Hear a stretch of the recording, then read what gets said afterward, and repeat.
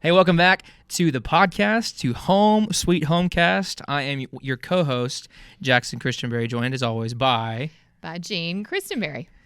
The awesome co-host, mom, everything, mentor, and all the goods. And so all the goods. That's all right. That's right. So we're really excited. We've got a little bit of different setup than last week. It's Ta-da. getting real fancy with our setup. Pretty fun, huh? It's really cool. So we're really enjoying it. We're excited about this and excited to do this thing.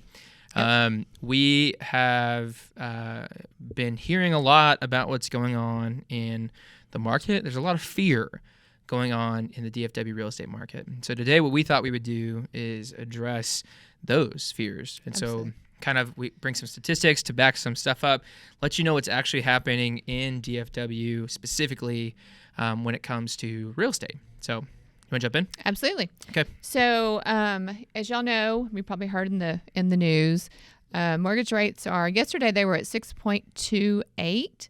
So that's kind of where we're hovering right now. So mortgage rates are there. Which mortgage rates are scary though. Like that's a buzzword right now. Yeah. Like because that, but I would love for us to take a second real quick while we're just even bringing in mortgage rates up to talk about like perspective on those. Yeah. So to my millennial friends and you know, we only know really 2-3% interest rates. I mean, you know, maybe that you bought long before COVID because you're smart and savvy. But like we're kind of used to the lower interest rate side of things, but we know what's the average interest rate as far as so when you take the average historically over decades and decades, the average is really 6%. Is it? Okay, yeah. So that's the average. So I bought a house. Yeah. You know, back when it was 12%. Yeah. So it was 12% interest rate. And the thing that's cool about real estate is that there's always some workarounds for when the market changes. What I mean by that is, you know, back when we bought a house, the sellers were paying points, and that was very common because when rates got that high, then the houses were sitting on the market more. Sure. Yeah. And so sellers were willing to do the things they needed to do to get their homes sold. So, and that's happening right now too. So we've got mortgage products that are helping mitigate the the high interest rates right now. Exactly. Yeah. So we'll get to that stuff. That's coming. We've got a lot of really exciting statistics to share with y'all about that. But before we get that, let's just talk like sellers, buyers, right? So let's break them down by category, investors too if we can. But let's start with sellers. So what are we hearing from sellers right now about this, you know, ecosystem of a market right now? So, you know, Jackson and I have been on the phone a lot in the last few weeks and talking to sellers. And our sellers are saying things like, oh my gosh, I have a great interest rate right now. My interest rate's 3.5. Right. Why would I ever get rid of that? Exactly. Yep. So we hear that. We also hear home values. I mean, that's a big fear right now. Feels like they're decreasing and declining. Everybody's worried about that. And should they sell in 2023? Right. Because it's kind of they're scared about that. And I think the other thing is like along those lines, we're still. I mean, I hope you've heard things against this, but we're still hearing things about a crash coming, right? Oh, yeah. That's still things people ask. People are still convinced that this is 2007, 2008, like coming back again. Right. Which we'll get into that again with why that's not the case. Just spoiler alert. Yeah. We want to allay any fears. Right. We're going to help with the fears. That's not the deal here. Yeah. So, and then you talked about interest rates. So those are kind of the things I think we were mainly thinking about sellers. Let's talk about buyers. So, you know, we already mentioned it. Interest rates are high, so I just can't even afford a home right now. Yeah. Like I can't get a payment that I can live with. It's just not going to happen. What else are you hearing about from buyers right now? We are also hearing things like worried about their value. So they're worried that if they buy a house now, that, you know, well, my values are just going down. Right. So if I buy a house now, well, then it's not going to be worth what I paid for it. Right. You're going to lose money on the deal kind of thing. We're hearing that. Okay. I think we're also hearing the classic, you know, cliche almost at this point. It's better just to rent. Why would I even bother getting into this thing when it's just better to rent? Yeah, we are hearing that. And, you know, that's just a tip of the whole story. So we're going to flesh that out too. Right. So, yeah. So this is kind of where we're at. Anything else you can think of off the top of your head, though, that you've heard? You know, those are probably the mains. Those are the mains. Those are the main, you know, worries, fears, Yeah. myths, whatever you want to call them. Those are kind of the things right now. Okay. Yep. Well, I mean, that's kind of an overview real quick. ready to jump in with what's actually happening? Let's do. Okay, all right. So get out of fantasy world. Yeah, that's right. Yeah, let's this is dream world. So into- our goal today, for what it's worth, is to bring knowledge to you, so that you don't have to be anxious. I mean, that's really the goal, so that you actually know what's happening, so that you actually know what's going on. So, I mean, we can kind of go point by point, or we can kind of do it either way. But let's talk first about, why is this market like this? Good question. What's affecting this? What's driving this? Why are we here? I mean, obviously we know COVID. We know COVID did something, but what else is going on? And even what happened with COVID? So yeah, those are great questions, and questions we get asked all the time. So there's several factors that are kind of figuring in. Just like in 2007 and 2008, there were several factors, but there were some main factors. So the main factors that are figuring in, of course, is the very quick, rapid rise in interest rates. Right. Yeah. So that was a very fast rise. Yeah. It's not that interest rates haven't been at 6.2 before, but they went so rapidly from the first of the year to now, from last year. Yep. So that's and even just the extreme, like we've seen 2.5 to now 6. It even got up to like 6.8 at one point. Kind of thing. Yeah, it did. So like we've seen a dramatic range of interest rates, and seeing what that means for people. So yeah, and it's shocking, you know, for psychologically, if not for the pocketbook, it's definitely for psychological. Big time. So there's that, and then you know, for the last 2.5 years, those were the rates. You know, they've been that way for a long time. That they were just low, and so people got used to that. Yeah, sure. Yep. It's nice. It's a nice comfort to have that interest rate. Yeah. And it's, I feel like we already talked about this a little bit, but like it can be a limiting thing for people. Absolutely. Because how could I ever get a better one? You know. Right. So why would I move? You know. But that, I mean, we'll get into this, but like, you know, if you need to move, whether that's, you know, your home has changed, you know, you know, you had a kid, your situation, you know, you're empty nester. Like if your situation has changed, like do not let any of these things ever limit you. Like if you need to be in a good spot, like I heard somebody I love listening to talk about how, like, if you need to be in that next spot, or if the product that you like comes on the market, like just that's the reason to move. Yeah. Seller market, buyer market, like that's the reason to move. Absolutely, because there are ways to work with that and to work around that, both for sellers and for buyers. Right. Yeah. On both sides. So yeah, there really are. And you know, that's the other piece of this is that our podcast, we really hope to give you enough knowledge of depth. Yeah. Now, not just the superficial knowledge, like which is there's ways to fix it, but we want to make sure you understand that there are some specific ways of taking care of those values. Yeah. Well, I think even just for me, like, you know, last week I did an open house, for example, and we've been hearing that the market is declining, the market's slowing down, the market's cooling. Last week at that open house, like, it is not slowing, it is not cooling. Right. We had 28 people come through there, and that's a lot of people for that property, for sure.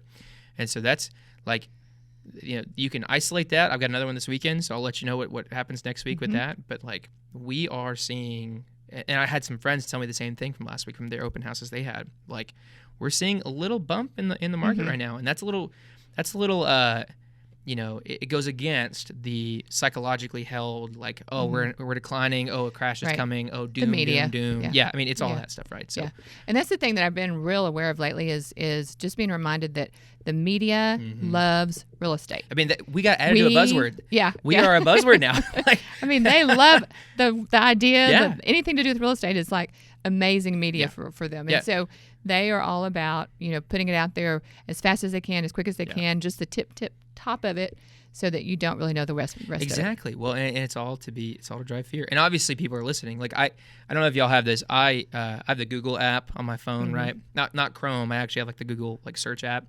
And when you click the search bar, it always like brings you like trending searches right now kind of thing.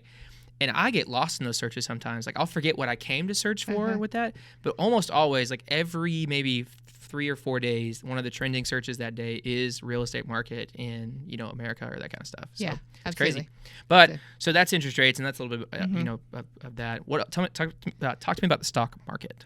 So stock how's market, that driving this? So, you know, the stock market right now has gone kind of bullish, and so the stock market, when you're especially approaching a recession or recession kind of numbers, which is what, you know, we're hearing, then the stock market starts considering to pull money away from real estate let me put it this way, there's some investors that will do that. They'll decide to pull money away from real estate. Yeah. There's other investors that will decide, hey, I'm going to hold on for just a tad bit, and then I'm going to put that money back into real estate because it's a deal right now. Right.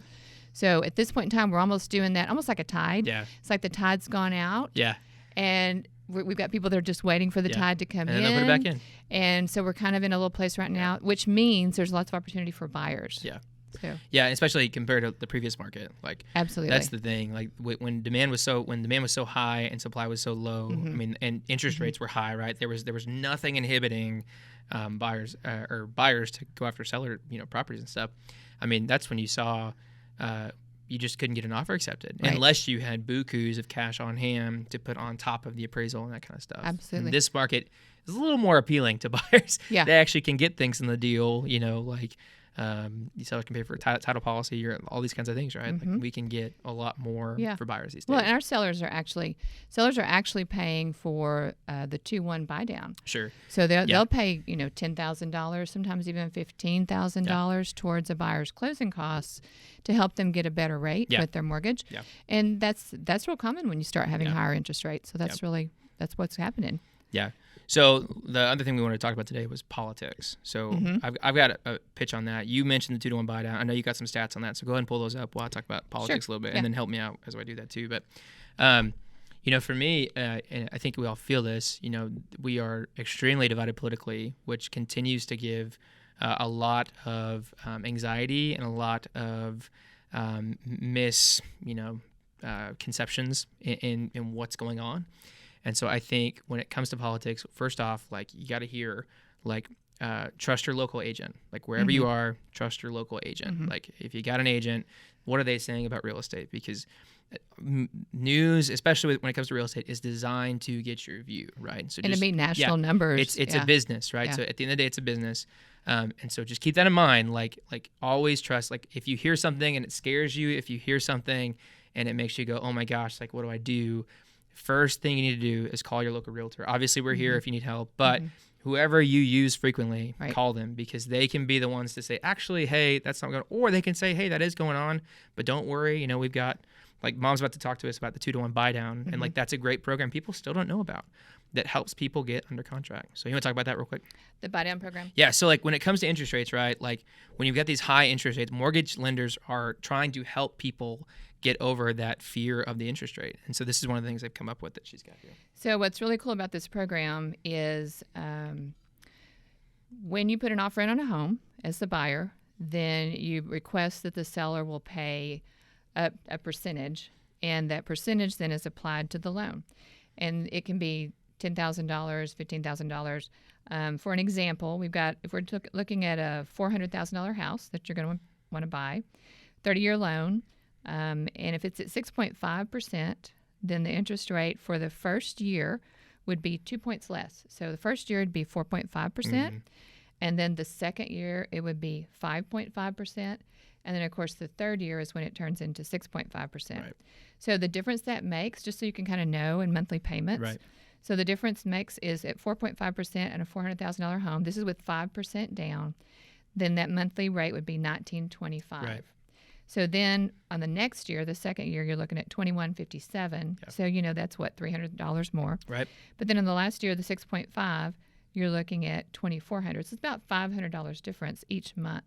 So what's cool about that is that you're really just buying a little bit of time. Actually, the seller is buying you some time. Yeah, you negotiate with that into your price within lots of things. Yeah, because then you're going to refi. Right. So, as long as you keep your credit and, do the things you need to do to pay your bills, you're going to be able to refi within a year, maybe a year and a half. Well, and that let you make 2 years of appreciation. Absolutely. In that time. Like in our market, what's that, 6% a year basically, right? Like at least. Yep. And so that's... I got to do the math. I can calculate right now. But to do that math off the top of my head, 0.06 times, you got a $400,000 home. I mean, that's only taking you up and up. So yeah, and the money doesn't go away. Right. So let's say you refinance in a year, that money that was put in that pocket, that $10,000, that goes with you to help pay your closing costs on your refi. Right. So you don't lose the money. Right. So no matter when you refi. So it's a great product. All the lenders know about it. A lot of our buyers are using that. Yeah, because it helps. And again, comparing it back to the previous market, right? Like when you had to have cash out on hand to go, you had to do the appraisal and guarantees. Oh, yeah. Where you were going at least $20K in, just over price, we saw a lot of millennial buyers at that time who needed parental assistance, right? And that kind of stuff. And so like it was you were paying a lot more out of hand even than paying 2 points. Obviously, in dream world for buyers, you'd still have that low interest rate. You'd still you wouldn't have to deal with that. But paying 2 points is better than what the previous thing was for the buyer side. Yeah, you certainly, it's a better investment. You're not putting as much cash in. Yep. Yeah, definitely. So that's a great program, and that's a great way to mitigate the interest rates. So that's a workaround for the interest rate issue right now. I've got a buyer we're working with right now, and he was planning to have to wait another year, maybe 2, because he was so worried about the interest rates, but we were able to work through and talk about the 2-1 buy down and get that done. Right. That's awesome. That's great for him. So that's buyer side. So you want to take a second real quick. Let's talk sellers. So sellers. We got some statistics about what's going on in the market. I can paraphrase because I looked at them, and I think I've got median list price 361. Median list price right now in our local MLS. So this is our DFW area, and the surrounding areas. So our local MLS. Right now it's 363. Oh, so close! Dang it! That's very close. That was so close. That was really good. Yeah. But keep in mind that's list price, right? So we do see median list. Yeah. There is a difference between sale price and list price, though. Correct. So that's to be highlighted. So what's the median? So then the median closed price, sales price, is 361.9. Yeah. So it's not that much off. No, but when I saw that, my thought was I think that articulates a thing for sellers that sellers are feeling. Like for me, when I saw those two numbers, I was like, that's what our sellers are feeling right there. Like we're putting our homes on the market at even just 2K above, right? Like we're not talking more than that. But even just 2K above, all of a sudden I still have to negotiate. I didn't have to negotiate before. Correct. Before I had all the power. That's right. And so our sellers are feeling that, and that it didn't feel good. Yeah. Nobody likes that feeling. And they've got a neighbor that sold in probably May last year. And they didn't have to negotiate, and they got everything they wanted, had multiple offers of 40 offers or something like that. So it's a totally different switch in such a short period of time. Yes. Yeah. And just trying to get our sellers' mindset to where it needs to be with this particular market, it's difficult, and trying to get sellers just not to beat themselves up because they feel like they miss the market. Well, or just the anger from that, right? Like there's just so much all of a sudden. They're asking for what? They're asking for what? Right. Like, so just know that is just kind of indicative of what's happening right now. So it's normal. The need you had to move in the first place did not change. Like we got to keep our mind on why are you moving? What are you excited about in your next thing? Like what's going on? So and the great part about that is if you're going to turn around and buy on the other end, there are some better deals now. Totally. So that's the way the market works. If you sell really high, then you're going to buy high. Yeah. If you're going to sell low, well then maybe you'll get to buy low. Well, and that's everybody talks about that. That's almost like in my opinion the biggest fallacy, right? Like back to English class, like big word there. It is, right? Exactly. So back to like English class, like the biggest fallacy I think people really like believe is that they are somehow going to be able to sell high and buy low. Right. I think the time is the piece. Like within the same, year, right? Yeah. Within the same season of selling their home and buying their next place. Yeah. Like you can't. Like if you sold high, you will not be able to buy unless you're going somewhere else. Unless you're going to a different market because your market's exploded, so you're going somewhere else where the market's not like that. Yeah, you gotta go to a different market. And the same thing with buying. If you're buying low, you're not gonna be able to sell that because values are down, and so you gotta go buy low someplace and then go somewhere else to sell that. But anyways, I've heard that a couple times just recently from friends, and it's like, dude, like we gotta reevaluate that. That doesn't make sense if you're talking about time and same place and same area. Yeah, so. It just isn't doable. Right. It's like magic. Right. It's not really happening. Yep. I think what's interesting too in our MLS that we were looking at, there was a 10% drop overall from the peak in June. Yep. In Fort Worth, 8%. Arlington was 7%. Yeah. Keep in mind, though, that there's seasonality built into this number. Yeah. So it always drops this time of year. Yeah. So there is some seasonality there, some percentages there. An overall increase, though, of last year, the overall increase in value was 6% last year. Yeah. Even when you take into consideration that kind of a drop, when you look at the whole year as a picture, we still had an increase of price appreciation of 6%. But like, what was the when you tallied those together though? What's the like combined number? Like 24%. Yeah. So if you look at what was increased in 2021, it was 18% home value appreciation. Plus 6%, right? So it's 24% so that's, increase that's in 2 years. In 2 years, like, so Mom's joke has been consistently, and I agree with this completely. Like, where are you going to find that in the stock market? Like, that's a good investment. where are you going to get that? Like, investment. you're going to get lucky in the stock market if you're getting that, right? Like, that's insane. So, it just real estate continues to be a great thing to help people really use their money well. Absolutely. So, but this is another thing I think for our sellers. The next one, days on market. Yes. So this is another thing they're feeling. It hits them like this. It needs to be like this. So So I think this is absolutely fascinating. So I went into our MLS over the last 20 years and looked, and what I saw is there was a very distinct band, and we'll have this graph up for you. We'll have this on our show notes. Yeah.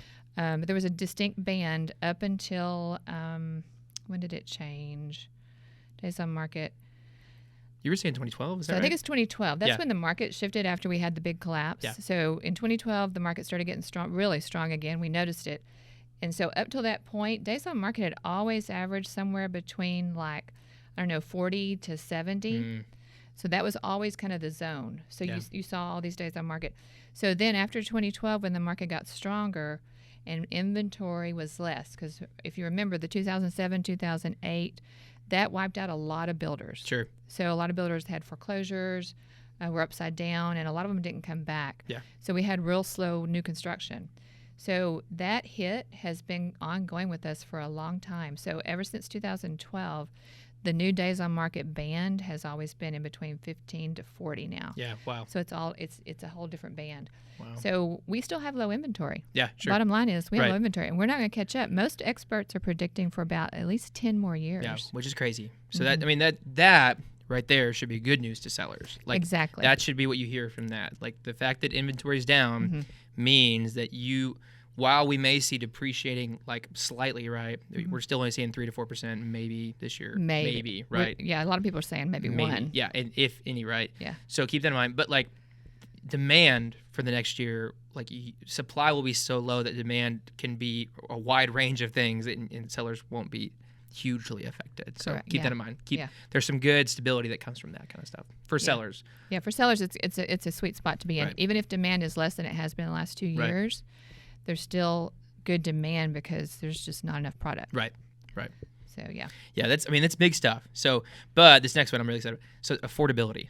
Like, affordability. That is such I don't know if you heard this. I've been hearing this like crazy on social media. Like, I think there was some news article that said this, but it was like, you need to be buying homes for your kids today, because if you don't, your kids will never be able to buy a home. Like, that is the fear.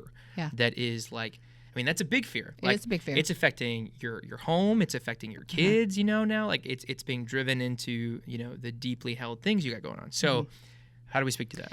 So the feds are addressing that. Yeah. So the way they're addressing that is by these interest rates, and they're working to have the feds do want the home values to come down some. That is the direction that they're heading, mainly because of affordability. Yeah. So, with affordability, what that is it's how much of the median average household, how much of their income can afford a median priced home for that area. Yeah. So that's kind of how they determine it. So affordability, we are still good in this area. Yeah, I was about to say. Yeah, we're really good. So the numbers are like scored by 1. If you have a 1 for affordability in your city, that means that you exactly have enough money that the median income meets the median price. The average income that people have in the household is the average list price or close price rather of the property. So yeah, so that's what 1 means. So that's what 1 means. So we are 1.2. 1.2. Yeah. Now there's some places that are having they're starting to see a little difference there. So as y'all know, like the Austin market went up really high, and so they're under 1 right now for affordability. So those areas are going to have some changes. But keep under 1 meaning like 0.85. But not the number. Like under 1 meaning, what does that mean for people? So what that means is that a median buyer, they need 0.15. The difference, basically. The difference. Right. Yeah, the difference. They don't have enough money in their median income to buy a median house there. Yeah. So there you go. So they're under. So we're still great. Mm-hmm. Yeah. For real. And they believe we're going to stay affordable. So we're going to stay above the 1 mark. Mm-hmm. We're going to stay affordable here. Yep. And that's good news. And part of that's because we didn't have the extreme rise. It seemed extreme for extreme. many of us. 24%. It felt extreme and it was big. But there's some markets that were even more than us. Yep. So, yeah. Okay. Well. So and that's what needs to be addressed. So the feds are going to address not only inflation, they're addressing home affordability, and they're also addressing interest rate with that. Okay. So that's where we're headed. Okay. So back to, you kind of mentioned this already, but I want to dig deeper into that. Builders got out of the game, right? So like you already mentioned this, but like I want to make it clear, like one of the reasons we are seeing low inventory right now is because like so many builders were knocked out during 2007, 2008. And so we're still like, so we are feeling effects of, gosh, that was what, 10, 15 almost years now ago. We're still feeling the effects of that, y'all. So that just keep that in mind, that the effects that we're feeling now of the low supply will keep feeling for probably a little while longer. Yeah, absolutely. I think it'll be a lot like COVID.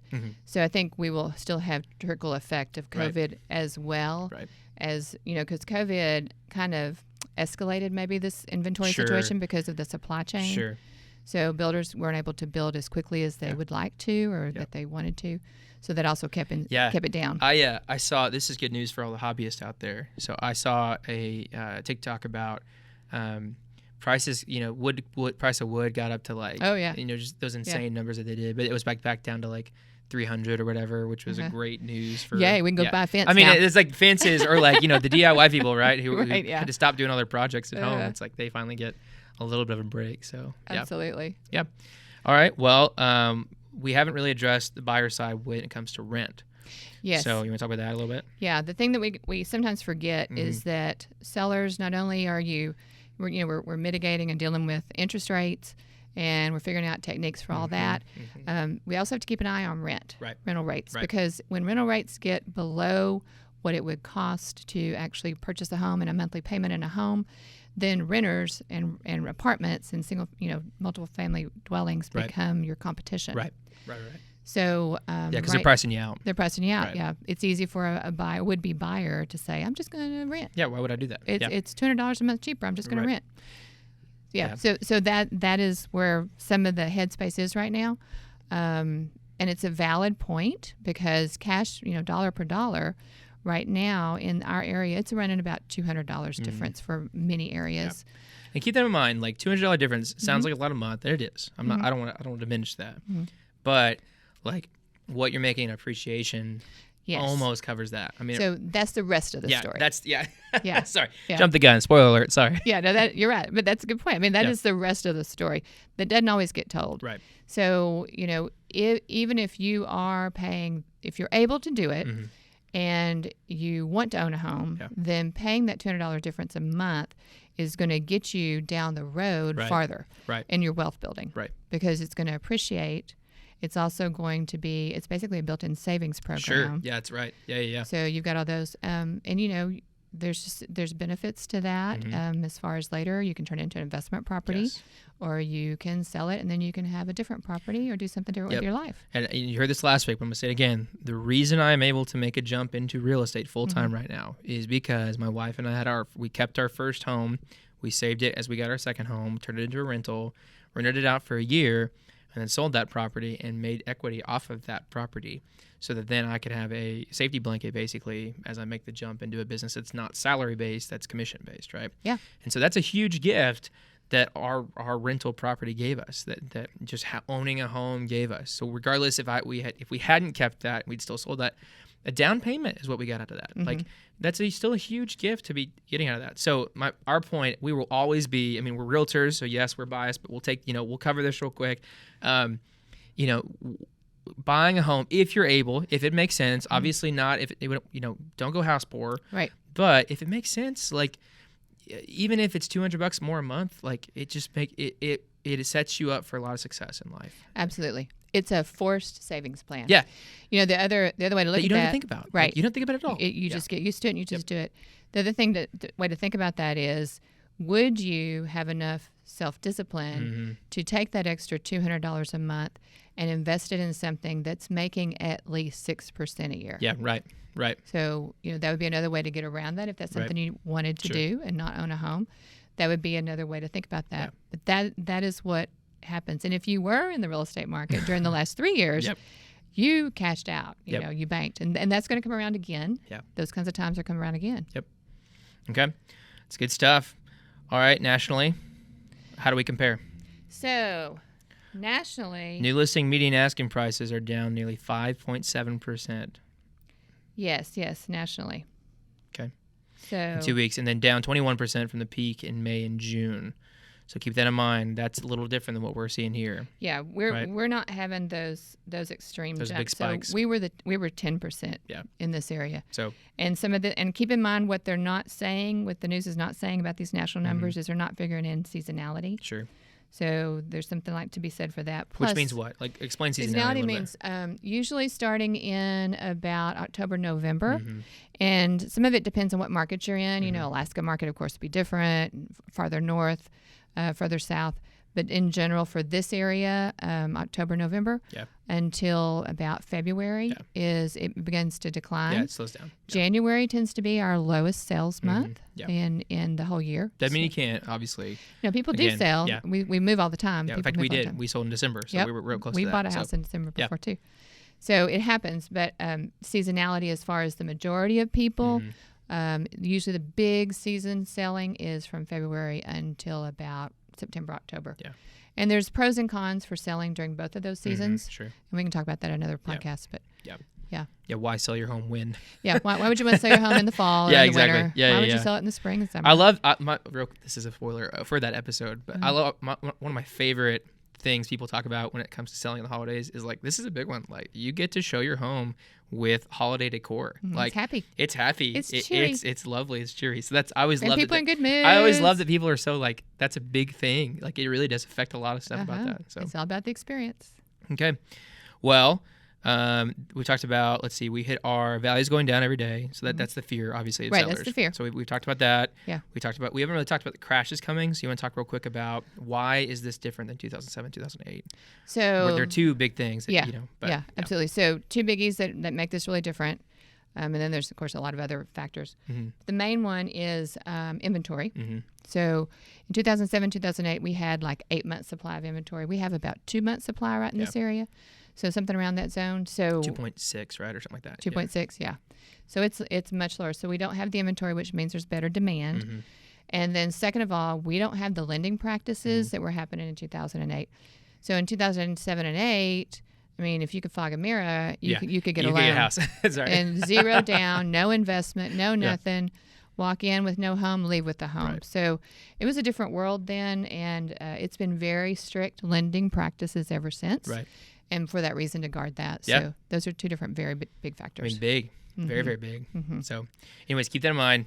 You know, if the impending crash is coming in your mind, like, let that away. Like, put that away. Yeah. Get that out of your head. Absolutely. And you know, the recession, even with the recession on the table, recessions tend to last. I mean, the economist I was listening to said they tend to last anywhere from 6 to 8 months to about a year and a half. Right. That's the length of typical recessions. And prices don't drop very far in recessions. Yeah. You know, I've got a number somewhere, but I don't.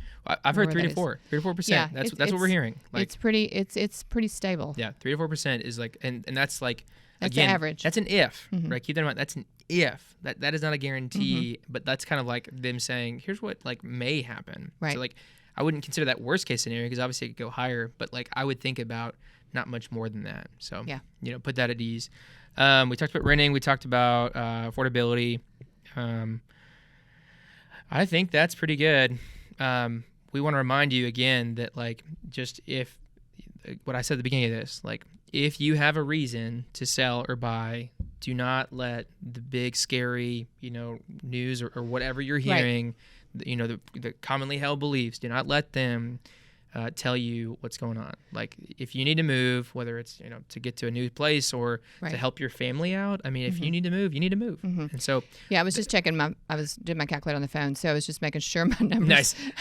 But for a $400,000 house, a 3% decline, that's $12,000. Sure. So, y'all, it's going to be okay. Yeah. It's going to be okay. There's ways to work with this, ways to work around this. Well, if you've held your home since 2019, basically, I mean, you that's basically just what you made. For 24%. Like, I mean, it's obviously much more, but like that's the point. So, anyways, we really hope this is helpful, y'all. Like, again, we're talking to people every day, every week, and we're just hearing a lot of fear right now. I mean, we're just hearing fear. People are scared. Their home is their biggest investment, and so people are scared. And so what we just, again, part of the reason we wanted to do this podcast was just to let people know, like, it's gonna be okay. Like, if it's not us telling you, like, let it be your local realtor. Like, that it's gonna be okay. It really is okay. We're in a good time. You can breathe easy. We'll let you know. We'll give you a heads up if there's ever reason to fear. But right now, y'all, there's just not. So yeah, and there's knowledge to be had to work out the specifics of your plan. Yeah. So if you've got a burning desire and you're ready to move and you need to do it and you want to do it, there's ways to work through that. Right. Yep. So, we have the tools. That's right. That's right. So the tools are available. Well, anything else before we sign off? Because we're cool radio people like that. Are we signing off That's now? Right, we're signing off now. I didn't know that was an option. We need call signs. Is somebody to hold up a sign? That's right. Yeah. Anything else? Yeah. No, that's great. Just holler at your local realtor. Yep. Get the facts. And know what you're doing with your real estate sale. There you go. Well, y'all, we appreciate your time this week. Please feel free to check us out. We're still kind of getting our website stuff set up, but you'll be able to get the show notes soon. We'll let you know how you can do that. As far as show notes go, which we'll have graphs and we'll have some other kind of data pieces so you can kind of see visually what this all looks like. And then besides that, we would love for you to like us or and follow us on Facebook, Instagram. It helps you just stay connected with what we're doing. Facebook, we're the Christenberry Group. And then Instagram, we are the Christenberry Group. Yes, so we are the Christenberry Group. Christenberry, CHRSTENBERRY. I always have to say that. I'm like, what's your last name? What is it? Chris Berry? Chris Tinberry? Yes. So anyways, would love for you to join us on those things. We got some more content coming out and different kind of stuff that's hopefully going to help keep y'all updated. And then as always, if this podcast has been helpful, if you're seeing this on YouTube, like and subscribe, hit that notification bell so you know what's going on. If you're seeing this on audio only, we would love for you to review us on Apple Music, review us on Spotify, any of those kind of things, because it just helps us reach more people and help more people in DFW. So, as always, we are thankful for your time. We appreciate you coming and joining us as we have done this Home Sweet Homecast episode 2. Absolutely. Thank you. Right. You have a good week.